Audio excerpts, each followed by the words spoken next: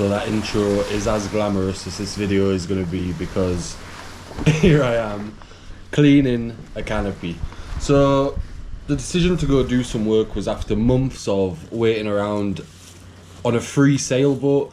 So I had to wait until the end of February to get that boat. So this is back in January, and I was waiting to acquire the boat, so it made sense in the meantime to go get some money. So even getting the train there, I had to borrow a bit of money. I was literally flat out of money. There was nothing left in the bank.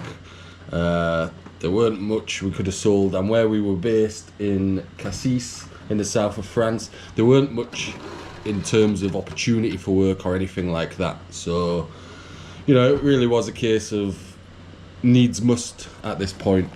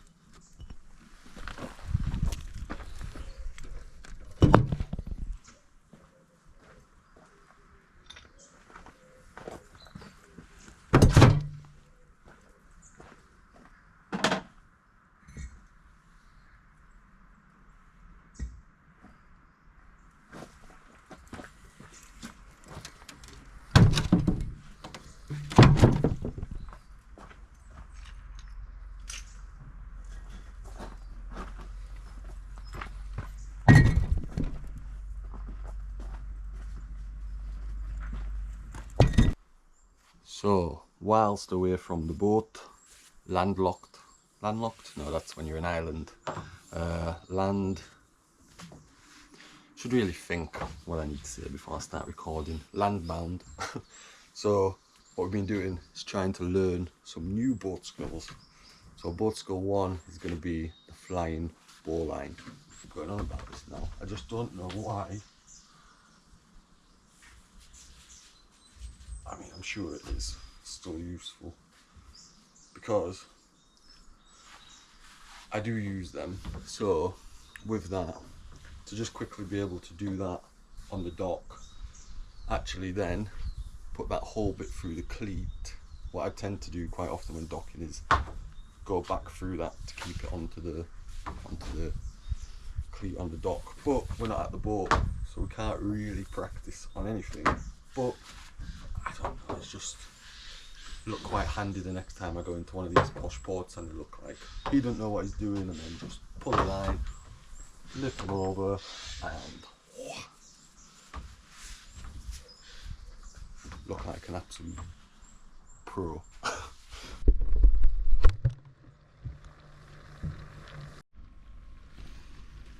So as you can see, we have a nice stocked freezer. This is one of the things that's actually been pretty handy. So over here we have tonight's Sunday, so we're gonna have a bit of Sunday dinner, and we've actually got some lamb steaks, so they're gonna be really good. So I got, you know, a wage for the first time, and the last 3 months before this I was actually really quite poor. So, and actually for the most part of the summer we were scraping by, and having the freezer, I can say that I don't care about it living on a boat as much as I want, but with this I literally have like a month's worth of actual meat, because luckily the day I got paid, went to the shop and there was loads of meat half price. And actually, it's not that, I've said this before, that you can look at it and think that tinned food, it's really not a cheaper alternative a lot of the time. So for example, if I think what I can get in a tin for the same price as this beef steak I've got here, this was $2.65, and I've always being one that will go to the shop and if meat's half price, buy loads of it, put it in the freezer. For $2.65 in a tin, if I wanted some, you know, I'm not saying that it has to be meat to be healthy, but you know, I'd much rather be eating that than a tin of like, a tin of corned beef is the best example. I can give a tin of corned beef to, if I can get it in a cheaper shop, $2.65, and sometimes it's up to €3. So what are you rather gonna have, like an actual bit of beef or some corned beef? So that's quite good. And actually it's one of the things that going forward and back to the boat is, and I want the second year of this to be more comfortable. I'm not sure how I'd ever go about having a freezer on the boat, but I'd much rather be able to store, you know, food I want to eat, rather than you know, tin food. And that's one of the things. I thought I'd mention that because it's quite handy at the minute, having a freezer full of meat. And actually it happens all the time. Even when I'm on the boat, I might go to the shop and the same sort of thing happens. There's loads of meat for half price, but because I can't store it, on another day I might go and any of them bits would have cost me double the price, because as I say, when they're like at the sell by date, they're reduced, but I don't then have a way to store it, and it might be that then I go the next day and I end up paying that double amount. So regarding food, if I found a way to be able to store food on the boat frozen, in the long run I probably do save some money. So yeah, something worth considering. I'm just going to point this out because look at that. It's like living in a boat. If I don't look at anything else and I just look at that window, and maybe I could like put some like a sticker on the outside that looked like the sea, but that's a very, very boat-like window, isn't it? So I am really happy about that window. So this is like the window, but from the outside. So just in case anybody was wondering what I've been doing, now firstly, it does feel a bit strange walking around the campsite with the GoPro in my hand, but you might think this has got nothing to do with boats, but there is maybe only one, but a big similarity with what I've been doing. So above me there is sails. So not the sails we're used to seeing going up and down the mast, but nonetheless it's a sail.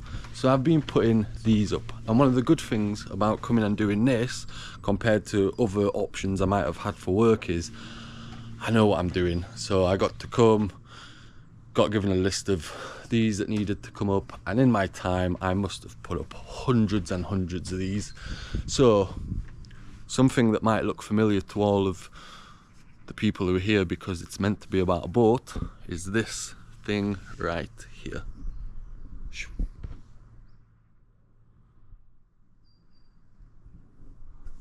Because yeah, a similar thing is used to keep all of my rigging in place, and they're used to keep these sails that are above me tight so they don't flap too much in the wind. So a little boaty, I guess, in a way. But yeah, that's what I've been doing, putting these up, and not just these sorts but other sorts as well. So it's not sailing, but it did involve sails. So then here's one that I've half done.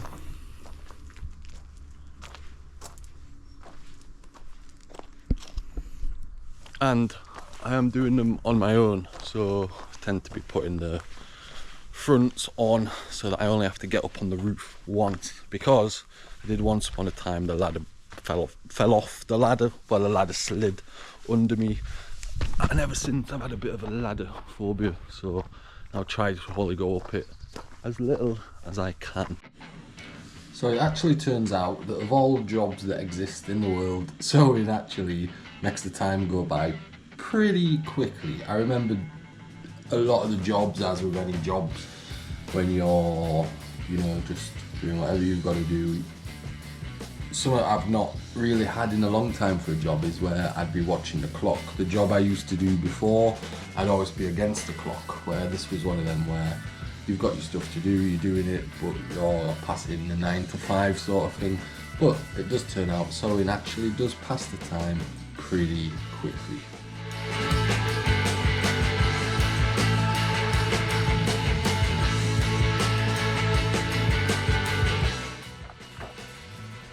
Got my nail clippers and didn't want to record the dirty long fingernails, so extreme measures. It works till I chopped the end of my finger off.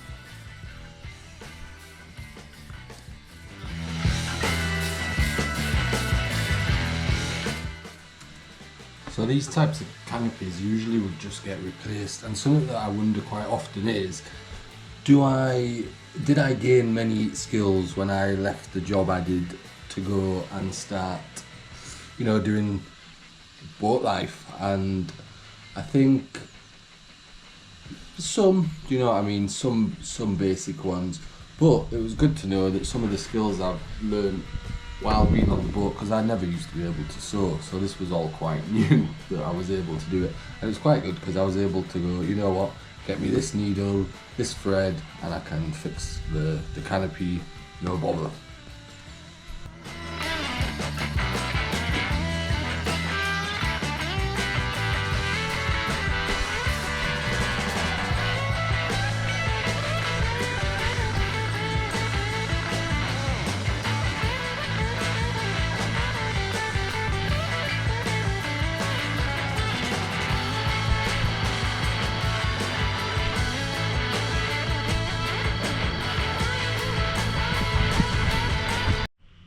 So with all the canopies and stuff up and ready to go, we got onto this big job. This was one of my probably favourite things I did while I was there, because it was a bit of a challenge. I didn't really know if I was going to be able to do it when I started it. But there was a wall that had some water damage, and I was meant to initially just put some trim to go over the water damage, but as I looked at it, saw that the whole wall was rotten. So what you can see here is I had to take the cladding off from the outside of the mobile home and then get rid of all of the rotting wood. I do regret that I didn't have a bit more footage about this, because I wish I'd recorded it from start to finish, because it turned out to be a pretty good job.